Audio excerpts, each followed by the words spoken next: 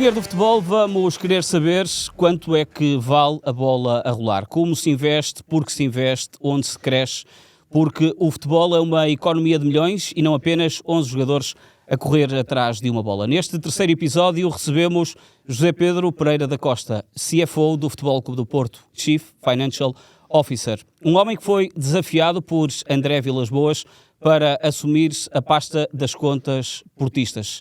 José Pedro Pereira da Costa, muito obrigado por estar aqui connosco no 00 e vir ao dinheiro do futebol. A minha primeira pergunta é mesmo esta: como é que se sentiu desafiado a deixar uma carreira longa na NOS, especificamente, para vir para o futebol, para uma carreira, se quisermos, até idêntica nesta área técnica, mas completamente dispar na ótica das paixões e das emoções? Antes de mais, muito obrigado pelo convite e para deixar aqui um bocadinho a minha perspectiva pessoal, nesse caso, diria que tive uma carreira bastante preenchida como CFO de grandes empresas e senti que, a dada altura, que me apetecia fazer um desafio distinto. Portanto, diria que quando fui convidado pelo atual presidente André Vilas-Boas para integrar a lista dele, inicialmente foi um convite um bocadinho que primeiro estranhei, mas depois apreciei e que abracei com bastante motivação e com muita paixão. Sou portista desde miúdo e, portanto, houve também, obviamente, esse apelo mais emocional na altura, sentir que poderia acrescentar alguma coisa ao clube e na prática, iniciar aqui uma nova fase em termos de gestão do Futebol Clube do Porto que felizmente veio a ter sucesso nas eleições de abril de 2024 e penso que o caminho também trilhado até à data também mostra que temos vindo a dar passos importantes no sentido de fortalecer o clube, e que é o que todos os esportistas, sócios e adeptos desejam. Portanto, foi um apelo sobretudo emocional e mais baseado na paixão, mas que senti que na fase em que estava da minha carreira, já com uma carreira bastante longa, que fazia sentido abraçar um projeto deste género. Utilizar a palavra pressão se calhar pode ser pesada na ótica de que foi apresentado como peça fundamental. André Vilas-Boas quase que a certa altura até dessa campanha ele dizia que esta equipa era uma equipa que se calhar daqui a 4 anos podia não estar disponível, porque o mundo do futebol é bom que também as pessoas percebam, e por isso existe este podcast, também é um mundo do negócio e portanto as carreiras acabam por evoluir. Acha que sentiu isso como uma pressão quando houve aquela expressão de peça fundamental? Não necessariamente, quer dizer, o trabalho é sempre um trabalho de equipa e, portanto, todas as peças são importantes. De facto, havia um desafio financeiro importante que penso que temos vindo a conseguir endereçar, mas não é claramente o único desafio. Portanto, há também outras componentes, quer de gestão do clube, quer de gestão da SAD, que também são relevantes e, portanto, sinto que tenho vindo a desempenhar o meu papel, que tem sido relevante, mas não vejo minimamente que seja aqui a peça-chave de nenhum sucesso. Acho que, aliás, preciso contextualizar. O Futebol Clube do Porto é uma sociedade desportiva e, portanto, o core do negócio vai continuar sempre a ser o desporto, claro, e o futebol. Portanto, nessa matéria estamos todos de acordo. E não se trata de maximizar resultados financeiros, trata-se de dotar o clube de sustentabilidade financeira para conseguir o objetivo último, que é o sucesso desportivo.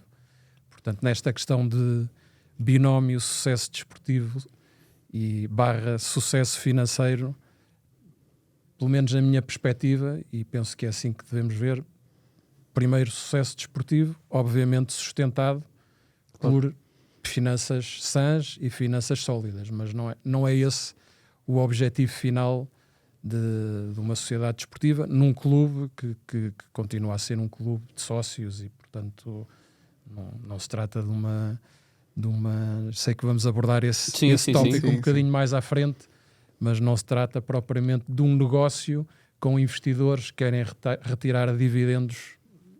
Claro. Isso digamos que era a minha vida passada, antes de integrar o Futebol Clube do Porto, pronto, na nós ou noutras empresas cotadas, aí sim, estamos a falar em empresas privadas, com acionistas, querem ter o retorno do investimento, etc. Aqui, acho que temos que trabalhar para ter contas equilibradas, contas sustentadas, mas o objetivo final é o sucesso desportivo. Sim, não há dúvida sobre treinador isso. muito importante da história do Futebol Clube do Porto que usava muito essa expressão, que os adeptos não iam para os aliados festejar as contas positivas. É isso.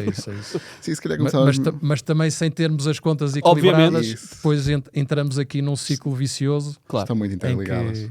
Claro. Há muita interligação. Claro, se calhar começávamos mesmo por aí. Sim. 2024, o raio-x às contas no momento em que iniciam funções.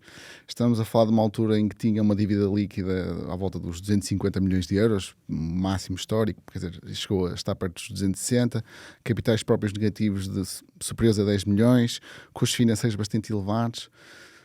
Como é que era mesmo o raio-x? Consegue fazer o raio-x? Como é que estava o clube na altura? A SAD, neste caso? Sim, posso dar aqui um pequeno resumo e se calhar ir ligando um pouco ao que foi feito depois, claro.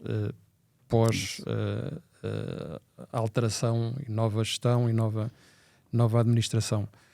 Portanto, diria que o clube tinha a data, apresentava ali algum desequilíbrio económico, visto numa perspectiva mais alargada. Portanto, se olhássemos para os últimos 4 anos, 6 anos, 8 anos, desequilíbrio económico no sentido das receitas recorrentes que ia gerando não eram suficientes para ir cobrindo aquilo que eram os custos da atividade e, portanto, o clube foi acumulando prejuízos, nos anos resultados positivos, noutros negativos, mas se olharmos para uma perspectiva acumulada, o acumulado era negativo, portanto no fundo ia gerando dívida, portanto esses prejuízos iam criando dívida financeira, portanto havia esse desequilíbrio económico, foi criando alguma pressão financeira, de dívida relativamente que foi crescendo e dívida que a partir de dada altura era difícil de financiar e portanto trazia um custo financeiro muito pesado e portanto era visível que a linha dos custos financeiros foi crescendo para patamares, diria, incomportáveis, portanto chegou a atingir no pico na altura em que entramos, portanto no final do exercício de 2023-24, perto dos 30 milhões, portanto 30 milhões de encargos financeiros num clube que tem receitas operacionais recorrentes na ordem dos 160, 170 milhões, se tiverem anos de Champions, pronto. Portanto já estamos aqui a pôr a fasquia um bocadinho alta, mas 160, 170 milhões de receitas para suportar 30 milhões de encargos financeiros, não contando depois com tudo aquilo que é a parte de custos operacionais, era um peso muito grande. Portanto, havia desequilíbrio económico acumulado, que foi gerando uma dívida financeira que a dada altura tornou-se difícil de financiar com custos financeiros muito elevados e depois com uma situação de tesouraria que era também muito difícil e que talvez aqui o ponto mais crítico, conhecido e público, foi no fundo o incumprimento de uma das regras de sustentabilidade financeira da UEFA, que tem a ver com a solvabilidade e no fundo com o que eles chamam os overdue payables, que é no fundo em todos os controles trimestrais que a UEFA faz, ter a garantia de que aquelas contas críticas estão pagas e em dia. As contas críticas são os salários, os impostos e segurança social e os pagamentos aos diferentes clubes. E, portanto, o Futebol Clube do Porto, a dada altura, começou a sentir muita dificuldade em cumprir, em passar nesses controles trimestrais, que levou à aplicação de uma multa e levou à aplicação de uma pena suspensa de 1 ano de não participação nas competições europeias. E, portanto, quando entramos, diria que esse foi o aspecto, se calhar, mais crítico, porque tínhamos logo um controle trimestral em junho e portanto, nós tomámos posse na SAD no final de maio e no mês seguinte tínhamos que garantir que passávamos o controle de junho, tendo já chumbado alguns controles trimestrais anteriores e, portanto, se quiséssemos uma repetição de um incumprimento ia levar a uma suspensão das provas europeias, que seria de 1 ano, que seria um impacto dramático. E, portanto, esse foi digamos, se calhar a fase mais difícil foi encontrar meios para, no fundo, conseguir passar esse controle de junho. Foi negociar com os credores, em alguns casos, extensões de pagamento, porque a UEFA também permite que, caso não seja possível cumprir, pelo menos que haja acordo com os credores, no sentido de alargar um pouco, arranjar aqui uma espécie de uma moratória para ganhar mais tempo para garantir esse cumprimento. Pronto, cumprido esse controle de junho, a partir daí foi trabalhar no sentido de dotar o clube no fundo de uma estrutura financeira mais sólida, que permitisse, no fundo, também cumprir as diversas regras de sustentabilidade financeira. E, portanto, rapidamente começámos a trabalhar no sentido de concretizar 2 operações que se vieram a revelar críticas para atingirmos aquilo que é uma situação financeira neste momento bastante mais equilibrada. A primeira situação, que teve a ver com a venda de 30% da Porto Estado com um investidor externo, que nos permitiu reforçar os capitais próprios, dotar o clube de meios para investir num projeto de renovação do estádio, que é um projeto que nos parece que tem potencial não só de melhorar a experiência dos adeptos quando vão ao Estádio do Dragão, mas também gerar receitas comerciais mais relevantes.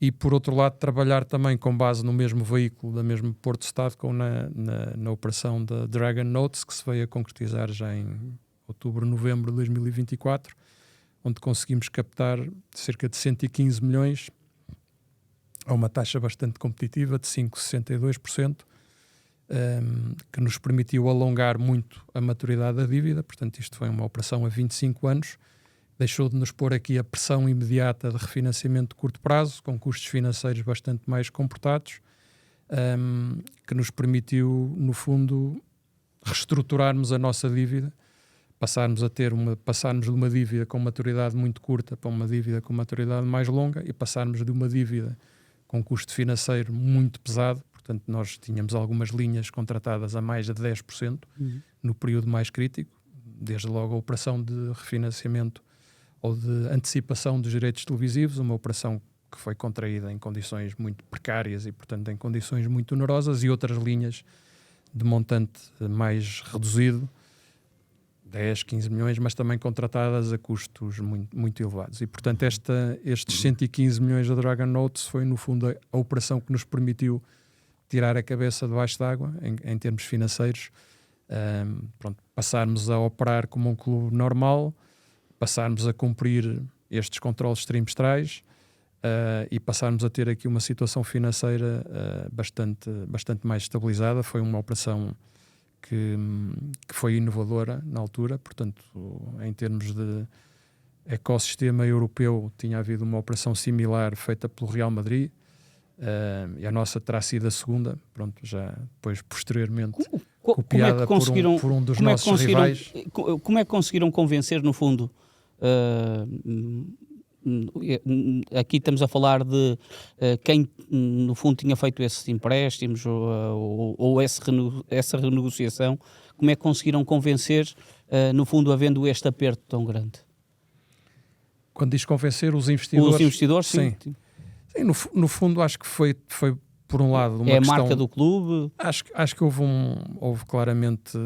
Pronto, conseguimos transmitir para o mercado alguma credibilidade, pronto, ou diria, conseguimos transmitir muita credibilidade. Sim. E no fundo apresentámos o facto de termos um plano que tocava, pensamos nós, nos aspectos-chave, não só a componente da reestruturação financeira, mas também uma componente importante de reestruturação económica. Eu há bocadinho referia que o clube não conseguia gerar receitas para cobrir os custos numa perspectiva acumulada. Pronto, também foi um dos nossos eixos de intervenção, foi claramente também tentar passarmos a operar com equilíbrio económico, portanto passarmos a ter como objetivo gerar mais receitas, nomeadamente aqui a componente que era que estava mais facilmente alcançável, a componente das receitas comerciais, e por outro lado também um programa de gestão muito rigorosa de custos. Havia algum desperdício e, portanto, passámos a ter um foco muito grande em não gastar mais um cêntimo do que era necessário em todas as componentes, seja na componente desportiva, seja na componente de estrutura de custos gerais. Se calhar um dos exemplos também passou a vir de cima, do topo, os custos dos próprios órgãos sociais e do Conselho de Administração, que foram substancialmente reduzidos. Daí para baixo, com outras medidas também um bocadinho mais emblemáticas, mas com algum impacto financeiro, o controle das despesas de representação, que foi um tema também muito falado. E no fundo houve aqui um programa de gestão rigorosa de custos, de procurarmos equilibrar e gerar mais receitas para conseguir o tal equilíbrio económico, e acho que conseguimos transmitir essa credibilidade ao mercado com uma operação que também foi, em termos de estrutura, diria que foi bem desenhada, porque nós conseguimos que o financiamento, sendo feito numa empresa que é uma empresa, Porto Stadco, que é uma empresa saudável, com contas equilibradas, também ajudou na criação aqui de um business case que trouxe também essa credibilidade aos investidores, e portanto conseguimos que grandes investidores institucionais americanos colocassem valores importantes no financiamento da atividade do clube. Estamos a falar portanto, a operação foi de 115 milhões, mas tivemos 5, 6 investidores que tomaram a operação na totalidade. Portanto, estamos a falar de tickets na ordem dos 20 milhões, 20 e tal milhões, cada um deles, portanto, valores muito significativos e com uma taxa, diria que bastante confortável e competitiva para o clube. Portanto, esse, diria, foi um bocadinho o sucesso da operação, que se veio-se a revelar, digamos, que a operação crítica para a estabilização financeira do clube, e também mais uma vez dando aqui um bocadinho essa nota, uma operação inovadora que veio a ser copiada por um dos nossos rivais, e também aproveito para fazer aqui um pouco a nota de que não tivemos aqui qualquer perdão de dívida. Claro. E portanto, se tivéssemos tido um perdão de dívida similar ao que teve um dos nossos rivais, estaríamos neste momento numa posição ainda mais confortável. Portanto, teríamos os capitais próprios mais robustos do mercado, teríamos uma dívida financeira mais baixa dos 3 grandes clubes em Portugal, e estaríamos numa situação de ainda maior estabilidade e maior capacidade de investimento para novos projetos. Mas não tendo isso, não tendo tido essa benesse, chamemos assim, acho que conseguimos, com engenho e arte, saber equilibrar a nau e conseguir chegar aqui. Pensamos numa situação neste momento bastante mais estável financeiramente. Diria que estas operações contribuíram para uma menor dependência no imediato das vendas de jogadores e da participação nas competições europeias, ou seja, teve esse impacto, essas 2 operações no imediato? Sim, acho que teve esse impacto de claramente menor dependência, o que não quer dizer que não seja necessário vender jogadores e ter boas participações nas provas europeias. Mas o Porto sentia-se estava muito pressionado a ter de participar na Liga dos Campeões e a ter sempre constantemente de vender muitas vezes sob pressão, que significa piores negócios. Sim, o Luís Dias foi um caso paradigmático nesse sentido, por exemplo. Sim, acho que neste momento, com as operações que foram feitas, e sobretudo com a melhoria que foi conseguida em termos económicos, nós conseguimos passar a ter, no primeiro exercício completo, 24, 25, passarmos a ter resultados operacionais positivos e, portanto, receitas sem vendas de jogadores, portanto, que sem Champions League, portanto, que diria que é algo que também deve ser mencionado, o que não quer dizer que é sempre mais positivo ter essas receitas da Champions League. Claro, eu jornalisticamente estive nessa apresentação em outubro, e o Dr. Pereira da Costa falava precisamente sobre essa situação, sobre o facto até da equipa ter chegado, por exemplo, apenas aos play-off da Liga Europa e uma prestação até mais longa nessa prova, embora seja, para as pessoas terem noção, eu diria que a Liga dos Campeões, em grosso modo, uma participação básica andará à volta dos 70, 80 milhões, e uma boa Liga Europa deve chegar aos 15.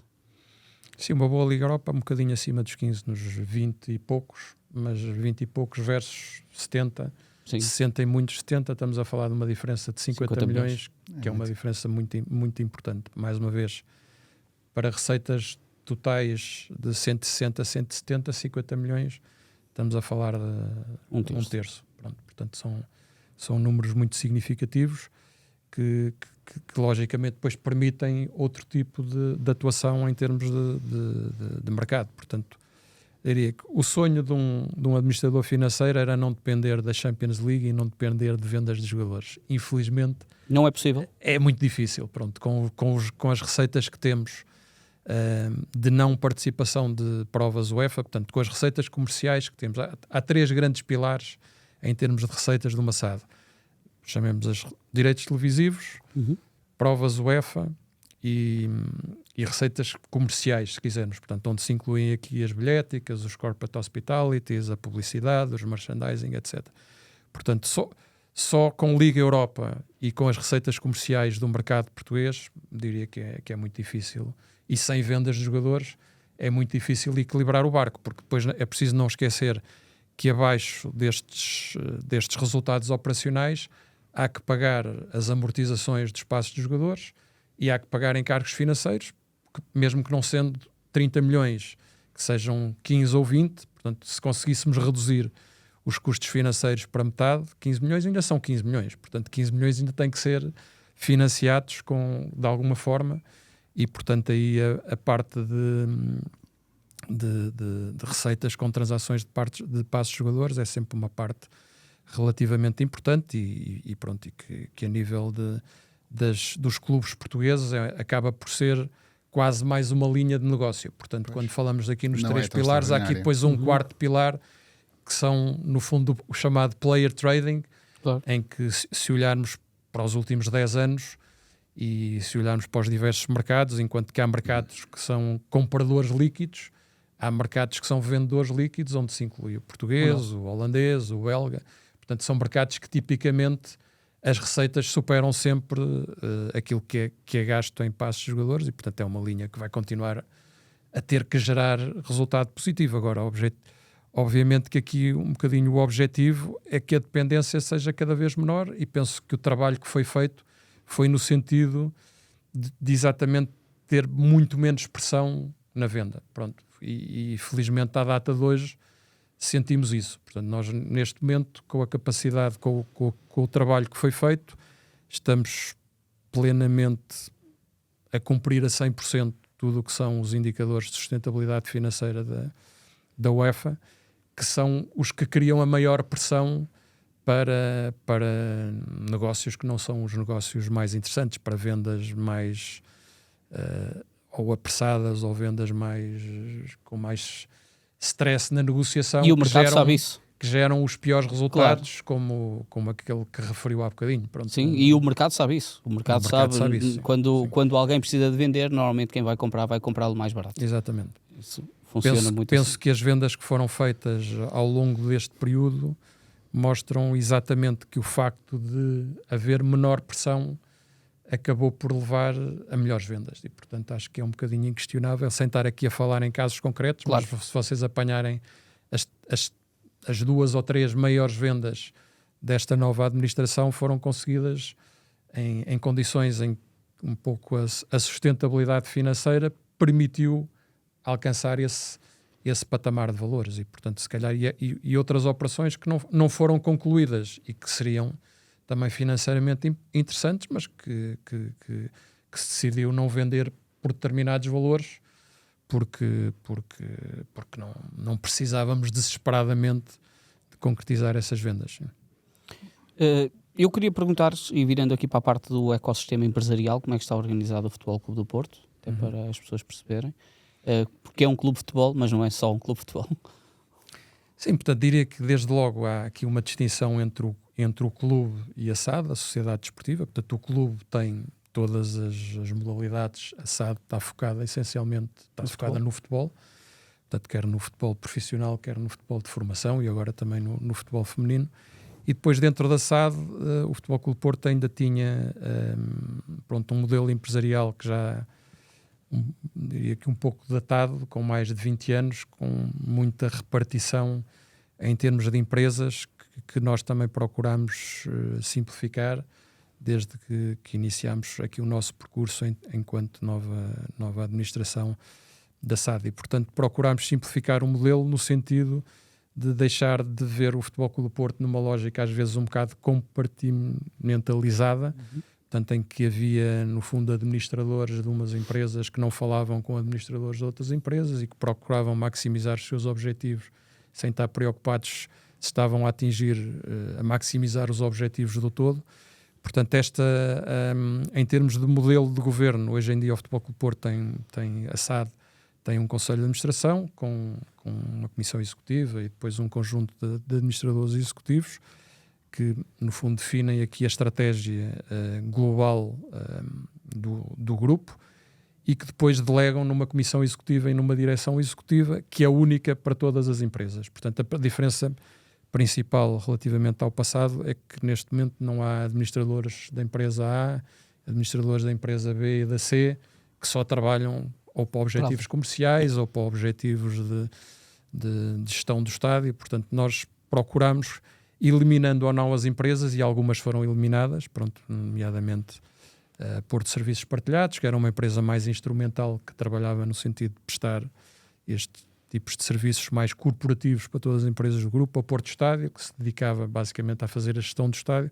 Foram empresas que nós acabámos por eliminar, porque achámos que aquilo que acrescentavam não compensavam um bocadinho os custos e a entropia que ia sendo gerada. Portanto, temos vindo a reduzir o número de empresas, a gerir todas as empresas que ainda existem numa lógica única, portanto, com, mais uma vez, uma comissão executiva e uma direção executiva única, e, portanto, no fundo, a procurar simplificar ao máximo os processos, a digitalizar os processos e a procurar que a maximização dos objetivos do todo seja o que prevalece e não de cada uma das partes. Faz sentido.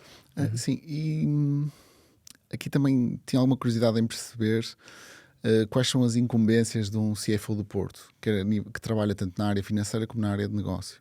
E depois, em certa parte, até que ponto é que, como é que se consegue manter a relação, não é manter a relação, porque obviamente ela é só, mas com o presidente do clube, nas discussões mais quentes, que são a discussão de montantes de investimento para a compra de jogadores, salariais. Imagino que esse seja um tema mais sensível de discussão entre as duas pessoas. Como é que isso consegue convergir? Lá está, voltando ao início. Às vezes até pode ser mais difícil com o treinador, não é? Tipo, o treinador querer investir mais, por exemplo. Isso.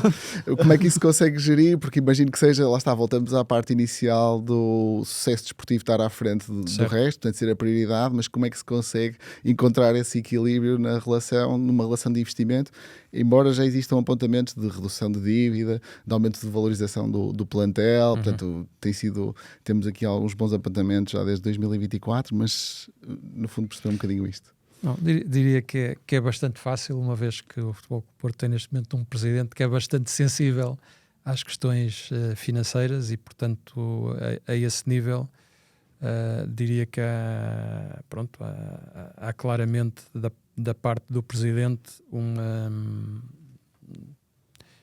diria que uma sensibilidade grande para essas questões. O trabalho acaba por ser, diria que também, bastante facilitado, uma vez que as regras de sustentabilidade financeira que temos que cumprir ditam também, no fundo, os limites que não podemos ultrapassar. E, portanto, aí nas tais discussões que existem no início de cada época relativamente ao montante para investir em cada janela ou quanto é que se pode gastar em salários de jogadores, portanto, isso acaba por ser, tem que ficar sempre tudo muito bem enquadrado dentro do que são os cumprimentos dos objetivos e das tais regras de sustentabilidade financeira pela UEFA, e sabemos que temos que cumprir. E, portanto, como dizia há pouco, o sucesso desportivo é o objetivo do clube e da SAD, ganharmos títulos e darmos alegrias aos nossos sócios e adeptos, mas sabemos que há regras que temos que cumprir e, portanto, que quanto melhor as cumprirmos, também mais financeiramente mais sólido tiver o clube, mais condições temos para ter esse sucesso desportivo, e não podendo ter que ultrapassar os tais limites, acaba por ditar um pouco esse tipo de questões. Ou no fundo, isto é sempre aqui uma equação com dois lados e, portanto, às vezes, se queremos investir, também temos que vender. Pronto. E, portanto, é isso que temos procurado vir a fazer. E se olharmos um bocado, nós já vamos praticamente no final do segundo ano. Se olharmos, este equilíbrio tem que ser visto sempre numa lógica acumulada. Portanto, olharmos só para uma época acaba por ser muito, muito redutor. Aliás, a própria UEFA olha para este equilíbrio numa lógica de 3 anos. Portanto, quando se fala que tem que existir aqui break-even, ou na linguagem atual, a regra de break-even passou a ser a regra do football earnings. O que é que esta regra do football earnings dita? Diz que nos últimos 3 anos o clube não pode exceder mais do que 5 milhões de déficit ou de valor negativo de resultados acumulados. Mas olha sempre numa lógica de acumulada de 3 anos. Isto porque pode haver um ano em que não há uma participação na Champions e pronto. Ou que há um ano em que se tem que fazer um investimento um bocadinho superior no plantel e pronto, e as contas podem não estar no positivo e, portanto, a própria UEFA admite que isto tem que ser visto numa lógica acumulada. E, portanto, nessa lógica acumulada, se olharmos um pouco para o que foi feito, foi exatamente, e ao nível da componente desportiva, foi um ano de 24-25 em que acabou por ser um ano muito bom financeiramente, gerámos o melhor resultado de sempre, mas um ano negativo em termos desportivos, que foi penoso. Pronto, essa componente foi penosa para todos, desde logo para a direção, para a administração, para os sócios e adeptos, mas que foi um ano que nos permitiu termos um ano de investimento forte no plantel, como foi este exercício onde estamos, de 25-26, que felizmente tem vindo a dar resultados e temos neste momento uma equipa competitiva, lideramos o campeonato com 4 pontos de vantagem, estamos a fazer uma boa campanha na Liga Europa e, portanto, isto tem que ser visto um bocadinho sempre numa lógica de vasos comunicantes entre épocas e, portanto, para haver investimento às vezes tem que haver algum desinvestimento e foi um bocado o que se fez no ano passado para podermos fazer o que foi feito este ano. Tudo isto sempre com a plena consciência de que as tais regras de sustentabilidade financeira são inegociáveis e têm que ser cumpridas. Antes de ir àquela parte mais técnica do que é que faz no fundo o CFO do Futebol Clube do Porto, queria perguntar relativamente a este ponto que estava a fazer referência, se é quase expectável nesse equilíbrio que a UEFA também contempla, se podemos estar perante um exercício mais negativo ou menos positivo do que foi o último, em virtude desse investimento alto que aconteceu este ano, ou a expectativa de uma entrada na Liga dos Campeões, a expectativa de um título nacional, pode fazer com que o exercício seja também positivo como o último. Vamos lá ver. Estamos a falar, o último foi cerca de 40 milhões, 39,2, não é? Sim, à volta dos 40 milhões positivo. Nós, as contas do primeiro semestre, que são públicas e comunicamos ao mercado na semana passada mostraram equilíbrio, no fundo, aqui um pequeno resultado positivo, que não deixa de ser relevante, mais uma vez, tendo em conta mais um ano de Liga Europa, e claro, portanto ainda assim conseguir ter este semestre positivo, acho que é de salientar, mas também dar aqui um bocadinho a nota de que os primeiros semestres das sociedades esportivas são sempre mais fortes e mais positivos que os segundos semestres, e portanto aqui relativamente ao que esperamos para o total deste exercício, acho que vai depender um bocado do resultado final do que se consiga fazer em termos de sucesso desportivo Liga Europa. Portanto, logicamente, quanto mais formos nos mantendo na Liga Europa, mais receita operacional vamos ter, e por outro lado também aquilo que venha a ser feito em termos de vendas de jogadores até 30 de junho. Agora, o que posso dizer é que sem uma participação na Liga Europa muitíssimo positiva e sem vendas relevantes até ao final deste exercício, portanto até 30 de junho, dificilmente este exercício vai ser um exercício com resultados positivos. Portanto, isto há que ter essa consciência. Agora, mais uma vez, relembro, isto Não se trata de olhar para um exercício Obviamente. só, trata-se de olhar para um continuar e para um acumular destes exercícios. E, mais uma vez, se não viermos a ter um resultado financeiro positivo no final deste exercício, posso dar a garantia que vamos cumprir a 100% as regras da UEFA, porque as regras da UEFA olham para os últimos 3 períodos, 3 exercícios, e nesses 3 exercícios, com o resultado que fizemos o ano passado, vamos estar perfeitamente cumpridores e sem qualquer tipo de risco de incumprimento. Sim, o sucesso desportivo é muito fácil de entender, mas existem aqui os 3 eixos do projeto que estão a ser de alguma forma alcançados, mas ainda muito haverá por fazer, nomeadamente a redução do custo da dívida, já falamos um bocadinho, sobre o crescimento das receitas comerciais, que já se notam, mas que parece que ainda há muito caminho a percorrer nessa área, e o reforço competitivo e valorização do plantel, que também aconteceu. O plantel está valorizado milhões, acho que era mais 40 e qualquer coisa milhões de euros de Recordo avanço. que em outubro estaria em 392, se não me engano. Nesta altura estará 400, acima dos 400, 430 e tal milhões. E portanto aqui era perceber um bocadinho qual é o objetivo, ou seja, qual é o fim relativamente a isto. Vocês conseguiram simultaneamente, ou têm conseguido, reduzir custos financeiros, aumentar receitas e mesmo assim valorizar a componente desportiva. Portanto, através certamente do scouting, da valorização dos ativos e de alguma forma do sucesso desportivo. Qual é o segredo, mas qual é o objetivo, acima de tudo? Para onde é que vocês ambicionam levar a dívida, os custos e as receitas? Também tem um parceiro nessa área. Quais são os objetivos? Obviamente, desportivamente, ganhar, não é? Sim, do lado, se quisermos, do lado de receitas, nós, a alavanca principal, ou o pilar principal, onde vemos aqui potencial de geração de receitas, são aquilo que nós chamávamos há bocadinho as receitas comerciais. Portanto, tudo o que tem a ver com nomeadamente com a exploração do estádio, que integra agora o âmbito de atividade desta nova empresa da Porto Stadco, é onde nós achamos que neste momento temos aqui a oportunidade mais imediata de geração adicional de receita. E dando aqui um bocadinho mais de cor sobre os projetos que estamos neste momento a executar, diria que há um projeto muito ambicioso de remodelação / renovação do Estádio do Dragão, que foi o tal... Nós vamos investir cerca de 30 milhões de euros, no estádio. um bocadinho acima dos 30 milhões de euros no estádio, portanto a renovar o estádio. Isto ligado ao que falávamos há pouco do acordo com o nosso parceiro, com a Ítaca. No fundo, a entrada de capital, o aporte de capital que eles trouxeram foi o que nos permitiu financiarmos este investimento de 30 milhões.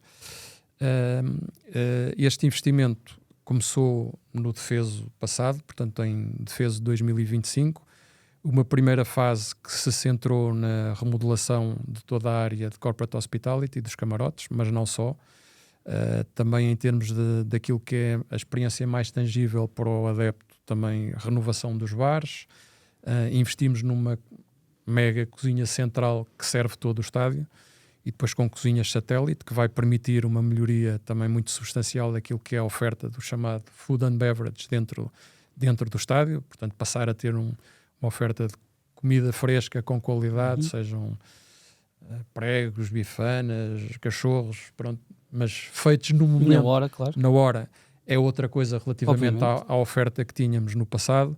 Permitiu-nos também, em termos de experiência do adepto, trazer outras coisas inovadoras, como o novo sistema de iluminação, que já está neste momento a funcionar antes de cada jogo. No defeso de 2026, portanto, isto dos 30 milhões já gastamos mais ou menos metade, cerca de 15 milhões. Os restantes 15 milhões vão ser investidos agora neste defeso de 2026. Vamos trabalhar no sentido de criar novas zonas de corporate e de novas zonas de hospitalidade. Portanto, vamos aumentar o número de lugares que vão ser vendidos para clientes corporate e, portanto, com um preço por lugar muito acima do que aquilo que é o preço do lugar normal, mas também sempre com o olho na melhoria da experiência dos adeptos. E vamos continuar a renovar as áreas nomeadamente de bares de apoio e de food and beverage gerais. Vamos também renovar a loja do associado, que é no fundo também uma das nossas formas principais de contacto com os nossos adeptos, continuar a investir na melhoria das condições dos adeptos no estádio e, portanto, todo este projeto que eu tracei aqui um pouco com este investimento de 30 milhões tem como objetivo um incremento substancial destas receitas, nomeadamente a área de Corporate Hospitality é aquela onde se vai ver mais essa receita incremental, mas se olharmos já um bocadinho para aquilo que são já resultados atingidos, mesmo a área não corporate, estamos a ter aumentos de receita significativos, que vem muito pela este ano, pela primeira vez, o Futebol Clube do Porto tem uma fila de espera para lugares anuais. Exatamente, era isso que eu ia referir. Também muito alavancado pelo sucesso desportivo, mas não só. Toda a maior aproximação que tem sido conseguida também e com iniciativas também desenhadas pela nossa área de marketing no sentido de aproximar cada vez mais o clube dos adeptos e dos sócios, também tem trazido mais gente para os estádios, mais sócios desde logo. Nós, em termos de número de sócios, passámos de 120 mil e picos para cerca de 170 mil à data de hoje, portanto um crescimento muitíssimo significativo, na ordem praticamente de 50 mil sócios, e também não só de sócios pagantes, como também de detentores de lugares anuais. Portanto, nós tínhamos cerca de 23 mil lugares anuais no final da época 23-24, e no início desta época passámos os 30 mil pela primeira vez, e consideramos que esse era o ponto ótimo. A partir daí não queríamos vender mais lugares anuais, porque há aqui um equilíbrio entre lugares anuais e bilhete de jogo a jogo que tem que ser aqui um bocadinho atingido. Nós consideramos que este ponto ótimo estava aqui à volta dos 30 mil e, portanto, para sócios que querem ter o lugar anual, abrimos pela primeira vez uma lista de espera e temos já uma lista de espera considerável. E, portanto, isso também se traduziu em receitas adicionais. Portanto, as receitas de lugares anuais, é fácil fazer as contas, 23 mil para 31 mil, pronto, há aqui um aumento na ordem praticamente dos 25%, 30%. E depois na bilhética jogo a jogo também este ano temos vindo a ter assistências médias muitíssimo altas, portanto não fechámos o ano, mas se fechássemos agora teríamos as maiores assistências médias desde que o Estádio de Dragão existe, portanto com assistências na ordem dos 90%, portanto praticamente 45 mil pessoas em média por jogo, que também se traduz em receitas de bilhética também relevantes. Portanto, mais uma vez, lugares anuais, bilhética, corporate hospitality, o próprio food and beverage também é uma área em que nós antes não tínhamos essas receitas e passámos a ter com o acordo que temos também com a empresa que está neste momento a explorar esta área, que é uma empresa internacional. Portanto, nós antes tínhamos uma renda de aluguer desses espaços, agora partilhamos com essa empresa 50% dos resultados que temos nesta área de food and beverage. E, portanto, mais consumo significa maior retorno e mais receita para o clube, e é também uma área que também sentimos que existe potencial com uma melhor oferta, trazendo as pessoas mais cedo para o estádio. Há aqui um tema que é importante e que é uma desvantagem estrutural que temos em Portugal versus outros mercados, que é a possibilidade de oferecer bebidas alcoólicas antes do jogo. Estamos a falar seria essencialmente cerveja, como é óbvio, claro. Com regras e com restrições e com todos os cuidados, mas é uma área que nós gostaríamos que podendo ter, isso traria definitivamente os nossos adeptos para mais cedo para o estádio, com o benefício de poder ter uma melhor experiência dentro do estádio e do clube conseguir ter mais receita com isto e atingir, por exemplo, patamares que, se olharmos, por exemplo, para os Países Baixos ou para a Bélgica, eles têm receitas enormes nesta área que no nosso caso são muito restringidas. Sim. Muito bem. Eu gostava também de falar daqui de outros projetos, para além da dívida, para além da parte esportiva, mas que também tem sido trabalho já do novo mandato. Alguns deles já fomos falando da questão da bilhética, mas neste caso estamos a falar do projeto da bilhética, que é um projeto que se traduz desde já no aumento da ocupação do estádio, para além, evidentemente, do sucesso desportivo presente, mas também um portal da transparência, o portal do sócio e o Centro de Alto Rendimento, ou seja, tudo projetos adicionais, tudo complementares àquilo que fomos já discutindo até agora, certo. e que eu acho que de alguma forma também são um bocado a marca d'água desta gestão, sim. E portanto gostava de se calhar ouvir um bocadinho sobre isto, de forma geral, todos estes projetos, quais são as ideias relacionadas com isto. O portal do sócio e a nova bilhética online foram projetos decisivos no sentido de facilitar a interação dos sócios e adeptos com o clube e portanto permitir que muitas das operações que eram antigamente feitas de uma forma quase manual e complicada, simplificá-la muito. E portanto isso também acabou por a facilidade com que hoje em dia é possível um adepto tornar-se sócio do Futebol Clube do Porto, também ajuda, pronto, nos números que eu acabei de vos dar há pouco. Portanto, não se trata só de haver essa maior aproximação quase emocional entre o clube e os adeptos, com as tais iniciativas que referia, muitas delas do marketing, quer da comunicação de redes sociais, quer dos Lucky Fans, etc. Pensamos que tem vindo a trazer os sócios e adeptos mais perto do clube, como depois a interação mais digital e mais fácil acaba por ser fundamental nesse tipo de operação. Portanto, hoje em dia é possível ser sócio. E o próprio sócio. Conhecimento do sócio, ou seja, terem informação acerca do sócio cada vez mais aprofundada e poderem trabalhar melhor o sócio. Exatamente. Aquela questão do Lucky Fan vai muito à volta disso, vai muito à volta disso, exatamente. Conhecermos o sócio, o perfil de preferências do sócio, o perfil de sócios que podem estar mais propensos a comprar determinados produtos e, portanto... Estou-me a lembrar de um podcast que tivemos na semana passada, aqui no 00, com 2 adeptos do Futebol Clube Porto, específicos de hóquei patins, que foram convidados a reboque do Lucky Fans para entregarem a taça que o Futebol Porto, uma taça de campeão nacional, tinha ganho. Portanto, percebendo o perfil desse sócio, conseguem facilmente chegar a ele. Não é? Exatamente, é um bocado assim. É isso mesmo. Portanto, esses 2 projetos, quer o portal de sócio, quer o novo, chamemos-lhe portal da bilhética, ou no fundo da bilhética online, foram no fundo fundamentais, neste caso, para reduzir aqui um bocado a dificuldade de interação com os sócios e, portanto, facilitar aqui um bocadinho esse tipo de iniciativas.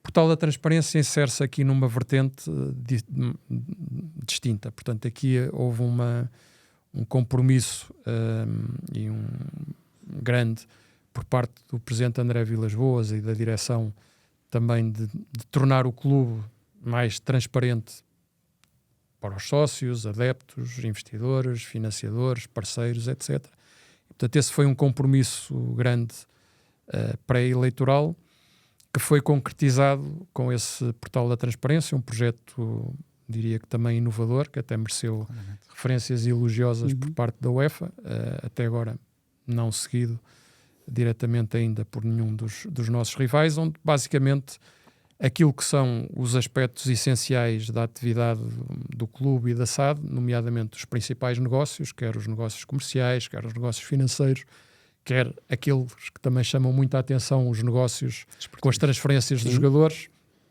quer nas vendas, quer nas compras, quer nas transferências definitivas, quer nas temporárias, está tudo especificado ao detalhe no portal da transparência, portanto é possível ver os valores fixos, os variáveis, o que é que se pagou de comissões, a quem é que se pagou e, portanto, está tudo, diria, clarinho e, portanto, isso também diria que não só é um compromisso que temos perante aqui todo o nosso ecossistema de, mais uma vez, sócios, adeptos, parceiros, investidores, financiadores, mas também às vezes é uma forma de nos ajudar na gestão de alguns destes temas. O facto de tudo ser transparente leva a que os negócios também tenham que ser transparentes e, portanto, que não se ultrapassem determinados limites, nomeadamente ao nível de comissões. Isso acaba por também nos ajudar na gestão desses próprios projetos. Relativamente ao terceiro projeto que referiu, do Centro de Alto Rendimento, é um projeto que continua a ser um projeto estruturante desta nova direção e nova administração. que já deu os primeiros passos com a compra dos terrenos próximos do Olival, onde vamos essencialmente centrar no novo centro de alto rendimento a equipa profissional de futebol, reservando o atual Olival para a formação. É um projeto que ainda tem algum caminho por percorrer, que não vai ser feito, que nós gostaríamos que fosse feito já completado até ao final deste mandato, mas que está a seguir os passos necessários agora em termos de licenciamento, camarário e depois de posterior construção, e que tem vindo a ser desenvolvido. Mas já com passos concretos dados, nomeadamente a aquisição dos terrenos. Vamos passar agora para a fase seguinte, que é no fundo aqui a fase de movimentação de terras, que é uma fase também relativamente desafiante, que é um terreno, trata-se de um terreno com um declive grande e portanto há aqui um trabalho grande ao nível de movimentação de terras, e depois continuaremos dentro daquilo que foi também apresentado em devido tempo, com a construção do centro de alto rendimento. Mais uma vez é um projeto que nos parece estratégico, uma vez que aposta exatamente no reforço da formação.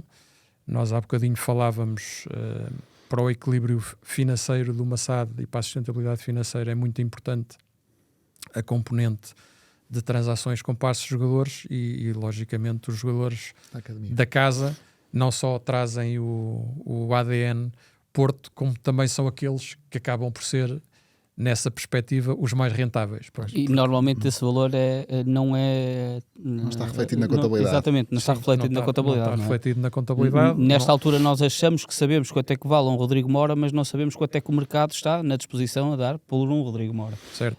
E essa situação é sim, o que sabemos é que a nível contabilístico o Rodrigo Mora está contabilizado por zero nos nossos livros. Pronto. Portanto, quando olhamos para o valor do ativo contabilístico do nosso plantel, a valorização da formação está muito, digamos que, subvalorizado, não é? Portanto, há aqui um potencial de valor que não está reconhecido nos nossos livros e que, pronto, pelas regras de contabilidade, que só conseguimos tangibilizar no momento da venda. Claro. Portanto, não se trata de um projeto de fazermos o centro de alto rendimento para vender as nossas pérolas da formação, mas logicamente que alguma coisa se irá ir rentabilizando com o tempo e algum valor irá ser reconhecido ao longo dos próximos anos. E já se sabe quanto é que vai custar o centro de alto rendimento?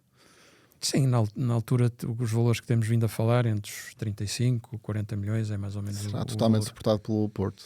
Sim, a nossa ideia é que venha a ser suportado pelo Porto e, portanto, que os resultados da atividade que possam ir financiando a construção, tal como até agora temos vindo a financiar as diversas fases que temos vindo a desenvolver. Sim. Queria-lhe perguntar relativamente aos direitos televisivos. É um capítulo que está em cima da mesa e tem que ficar fechado até o final desta temporada. O que é que espera o Futebol Clube do Porto sobre este modelo? É um dossiê relevante, é um projeto que nasce de um decreto-lei que determina que a partir de julho de 28 os direitos televisivos passem a ser vendidos de uma forma centralizada. É um projeto que está a ser liderado pela Liga, que, do ponto de vista conceptual, diria que a possibilidade de vender o pacote dos jogos e de, na prática, formatar o produto de uma forma consistente para todos os clubes, diria que teoricamente traz vantagens versus o modelo descentralizado, quer no mercado nacional, quer também no mercado internacional. Portanto,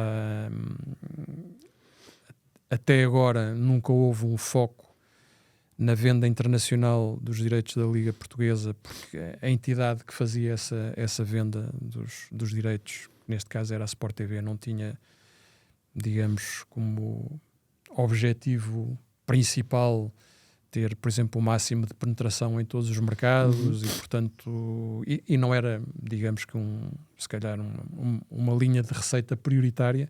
Portanto, o facto de poder ser a Liga a fazê-lo, acho que pode antever que que se consigam alcançar aqui melhores resultados nessa venda internacional. Portanto, diria que, em teoria, é possível vender, que o bolo global possa vir a ser superior do que o bolo vendido isoladamente por cada um dos clubes, mas falta ver um bocadinho o teste de mercado, que é, vamos ver o que é que o mercado depois, em teoria, diria que pode valer mais, mas agora falta cumprirmos o teste de mercado e ver exatamente o que é que o mercado vai dizer que valem estes direitos televisivos. Mas diria que, à partida, o próprio modelo de comercialização no mercado nacional também pode ser, se calhar, melhor desenhado, no sentido de criar pacotes que permitam maximizar o valor do produto, e é nesse aspecto que a Liga também tem estado a trabalhar. Pronto, existe neste momento uma proposta de modelo de comercialização que está em fase final de discussão com a Autoridade da Concorrência, mas que visa exatamente conseguir maximizar o produto. Portanto, resta agora ver se o teste de mercado vai trazer os resultados desejados, que são, no fundo, mais receitas para a totalidade dos clubes do que aquilo que são as receitas atuais de cada um dos clubes. Mas considera que é prudente os clubes, neste caso, e nomeadamente o Futebol Clube do Porto, não atirar aqui um valor para cima da mesa? Nós já ouvimos várias vezes os rivais sempre a dizer que menos do que o que recebemos não pode ser, e a atirar sempre verbas. Naturalmente, eu diria que é geral, todas as pessoas querem sempre receber mais, mas acha que o discurso deve ser, não diria calculista, mas ponderado nesse aspecto? Sim, desde logo, quer dizer, não nos podemos esquecer que houve determinadas expectativas que foram criadas pela própria Liga 300 milhões? Há uns tempo atrás, de que existiria algum potencial de aumento de receita, mas vamos ver o que é que este teste de mercado nos vai trazer. Também houve, de alguma forma, uma expectativa ou uma premissa de base que foi, no fundo, nenhum clube perder face à situação atual. E esta situação atual também tem que ser bastante bem mensurada, sobretudo nos clubes, como é o caso do Futebol Clube do Porto e dos restantes grandes, em que a venda dos direitos televisivos foi sempre acoplada com outros produtos, nomeadamente os canais dos clubes e outro tipo de ativos. E, portanto, quando se fala em valor dos direitos televisivos e não perder face à situação atual, portanto, importa considerar bem o que é a situação atual e, portanto, nessa matéria, diria que estamos perfeitamente disponíveis para que os nossos números atuais também possam vir a ser auditados e, portanto, que as diversas componentes possam ser bem isoladas. Mas existe, no fundo, essa premissa, esse desejo de que nenhum clube perca valor, perca receita neste processo. Vamos ver se isso é possível ou não. Diria que, se calhar, na minha perspectiva pessoal, diria que é um objetivo algo desafiante. Portanto, vamos ver. Também depende um pouco depois da outra componente, que é a chamada chave de distribuição, que é, existe um bolo global, vamos ver como é que ele se reparte. Pronto, esse tema da chave de distribuição é um tema que a Liga deverá também concluir em sede da Assembleia Geral da Liga, diria que brevemente. Existem vários modelos em termos de chave de distribuição potencial. Tipicamente, estas chaves de distribuição consideram 3 componentes, portanto, uma componente igualitária, uma componente de mérito ou performance desportiva e depois uma componente que pode ter diversos nomes. Por exemplo, a UEFA chama-lhe Value Pillar, noutros mercados fala-se em implantação, audiências e outro tipo de métricas. Se olharmos, por exemplo, para o modelo da UEFA, que é um modelo, a UEFA não deixa de ser uma instituição de referência, portanto é um modelo de Estado. Se olharmos para o modelo, como é que a UEFA distribui as receitas da Champions ou da Liga Europa? Portanto, a parte igualitária representa um bocadinho menos de 30%, estamos a falar em 27,5%. A parte de mérito, performance desportiva, representa à volta dos 37,5%. E a parte do que eles chamam Value Pillar, que no fundo inclui aqui componentes como ranking histórico, UEFA e valor dos mercados, o chamado Market Pool, representa o restante, portanto também cerca de 30 e tal %. Mas, portanto, a componente igualitária abaixo dos 30%. Não deixa de ser um modelo de referência. A proposta que a Liga tem neste momento em cima da mesa aponta para um modelo, para uma percentagem da componente igualitária na ordem dos 33%, que já foi criticada por alguns clubes que ambicionariam mais do que os 33%. Mas volto a referir, para a UEFA a componente igualitária são 27,5%. Pronto, também não deixa de ser aqui um bocadinho uma referência. Também é importante ver que este primeiro ciclo de potencialmente de 4 anos, a iniciar-se em 28, isto não é um ponto de chegada, é um ponto de partida. Claro. Portanto, nós podemos começar com uma distribuição igualitária dos 33% e ir crescendo ao longo do tempo à medida que as próprias receitas também possam ir aumentando. Portanto, também diria que para aquilo que são as expectativas da maioria, neste caso das sociedades desportivas, se calhar não é importante não ter o foco já naquilo que é o resultado imediato, mas naquilo que é possível atingir neste momento e naquilo que pode vir a ser uma evolução futura. Relativamente aqui um bocado à componente do que possa vir a ser apropriado pelos chamados clubes principais ou pelos chamados grandes, e podemos incluir aqui, pronto, também não só os 3 grandes, mas também o Braga, que neste momento, pronto, tem participação recorrente ao nível de competições europeias. É importante referenciar que continuam a ser estes clubes que trazem a maior parte das receitas geradas pelas participações na UEFA, que o tema do ranking UEFA é um tema muito importante. Felizmente, a boa campanha deste ano vai-nos, tudo leva a crer, vai-nos levar chegar ao 6º lugar. Chegar ao 6º lugar e, portanto, passar a ter 27, 28, novamente a possibilidade de ter 3 equipas na Champions. O facto de termos 3 equipas na Champions, era o que eu vos dizia há pouco, Champions versus Liga Europa, vale 50 milhões. Portanto, são mais 50 milhões de receitas para o mercado português. E acaba por não ser só as 3 equipas na Champions, é mais uma equipa na Liga Europa, é mais uma equipa nas competições europeias. Portanto, estamos a falar em receitas superiores para o mercado nacional, 60, 70 milhões, que são receitas que depois também são reinvestidas no mercado português. Claro. E, portanto, que as outras sociedades desportivas também poderão vir a beneficiar. E eu, a esse respeito, não falo pelos outros, mas pelo Futebol Clube do Porto. Nos últimos 5 anos, nós adquirimos cerca de 100 milhões de euros de passes de jogadores a outras sociedades desportivas nacionais. Portanto, estamos a falar em 20 milhões de euros por ano nos últimos 5 anos. Portanto, no mercado português. No mercado português. Portanto, é muito dinheiro e, portanto, logicamente, se temos os clubes que participam nas competições europeias mais competitivos e, portanto, para isso é importante que as receitas não regridam.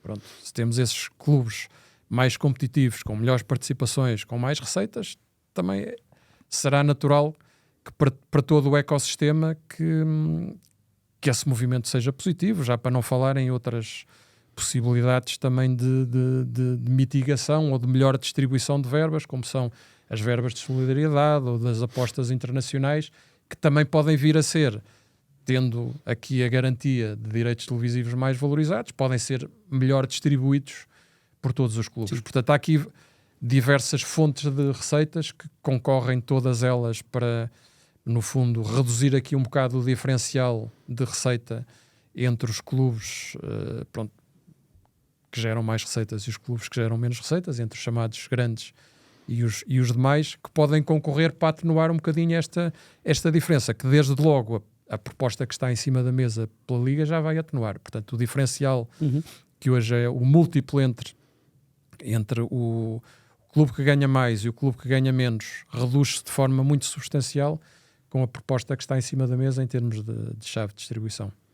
Pedro, estamos mesmo a terminar, não é? Sim.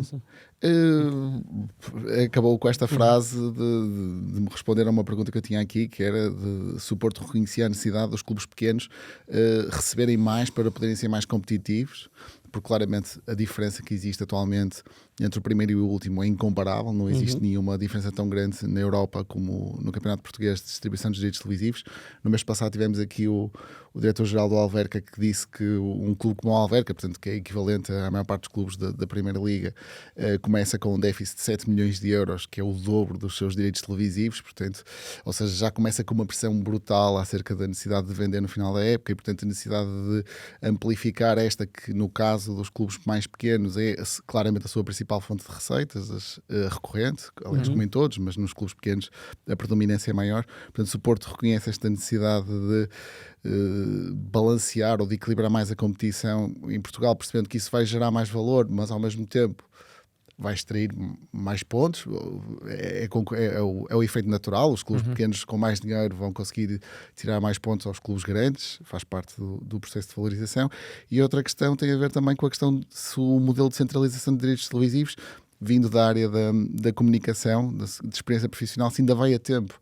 Ou seja, não é? A centralização dos direitos televisivos na Europa já ocorre há 10 anos.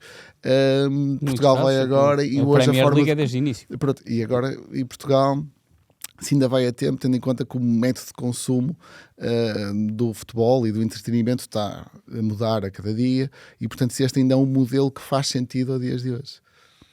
Sim, começando por essa última questão, pensamos que sim, que continua a fazer sentido e continuamos a ver os clientes destes direitos televisivos do passado, continuamos a ver interesse por parte desses clientes em continuar a ter este produto no futuro. É certo que o consumo e a forma de consumir o conteúdo tem vindo a mudar e, portanto, é normal que possam existir outras formas de monetização destes direitos e, portanto, daí também a vantagem de poder negociar os direitos de forma centralizada vai permitir, ou poderá vir a permitir, que existam pacotes mais direcionados para determinadas formas de consumo, nomeadamente no digital, por exemplo, que no passado era mais difícil de, no fundo, conceptualizar o produto para vender um jogo só, dessa forma.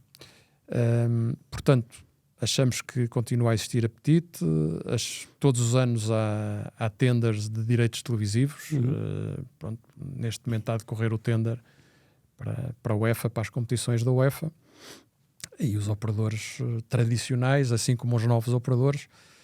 Portanto, achamos que os operadores tradicionais continuam a ter interesse e poderá haver novos operadores a entrar no mercado com perspectivas diferentes e se calhar com segmentações diferentes do produto, podem trazer daqui também algum valor adicional. Portanto, achamos que continuamos a tempo, sem que isto signifique. O teste de mercado é que vai dizer quanto é que isto no final vai valer no global e, portanto, sobre isso estamos todos expectantes em saber qual o resultado final. Relativamente à questão que comentava do diferencial de receitas entre clubes pequenos, é natural que acho que seria positivo para o futebol português que as diferenças se atenuassem. Agora, o que é preciso ter cuidado é que não pode ser atenuar à conta de reduzir aquilo que é a competitividade dos grandes, porque era um bocado o ponto que fazia há bocadinho. Os grandes acabam por ter aqui um papel relevante em termos de participação nas provas UEFA e termos os clubes tradicionais participantes nessas competições.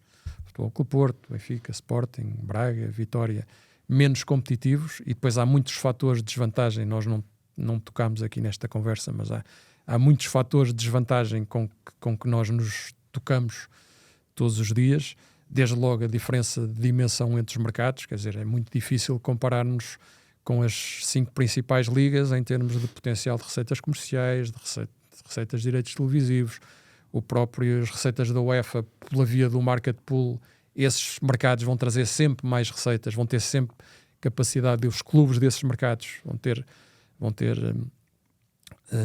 no fundo vão ter sempre mais receitas do que os clubes portugueses, e depois há muitos fatores estruturais de desvantagem, a fiscalidade, o IRS pago dos jogadores, o IVA dos bilhetes, o custo dos seguros. Há muitos fatores de desvantagem com que temos que nos defrontar todos os dias, e portanto, no fundo, reduzirmos aquilo que são as receitas de direitos televisivos dos principais clubes para ter uma distribuição mais equitativa, não achamos que é esse o caminho. Pronto. Portanto, na nossa perspectiva, acho que é importante atenuar a diferença, é importante que o caminho se vá fazendo e, portanto, como há pouco dizia, isto não é um ponto de chegada, é um ponto de partida.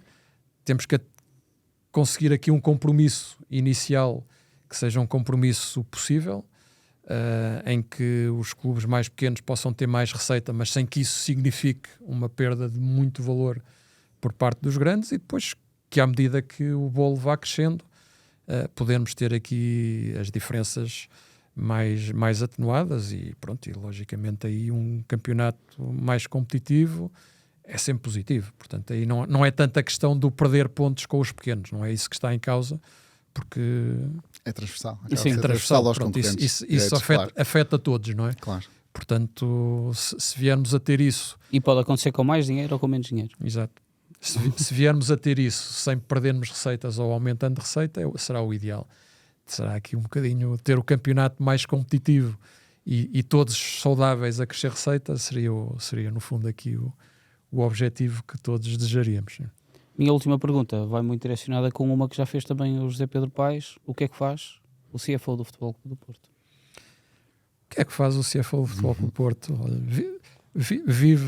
vive o clube com paixão. Antes de mais, o CFO do Futebol Clube do Porto também é sócio e adepto e procura fazer aqui o seu trabalho da forma mais rigorosa possível, procurando que o clube atinja os seus objetivos e, portanto, sempre focado naquilo que são, no fundo, os resultados financeiros sustentáveis, sempre focado na sustentabilidade financeira, mas sempre com o objetivo final, que é ajudar o clube a ter sucesso desportivo. José Pedro Pereira da Costa, muito obrigado por ter vindo aqui connosco ao Dinheiro do Futebol e falarmos sobre as contas do Futebol Clube do Porto, a visão economicista também do Futebol Clube do Porto para o futebol português e também na sua vertente europeia. Mais um episódio do Dinheiro do Futebol no 00. Já sabem que estamos sempre disponíveis no seu portal de desporto 00.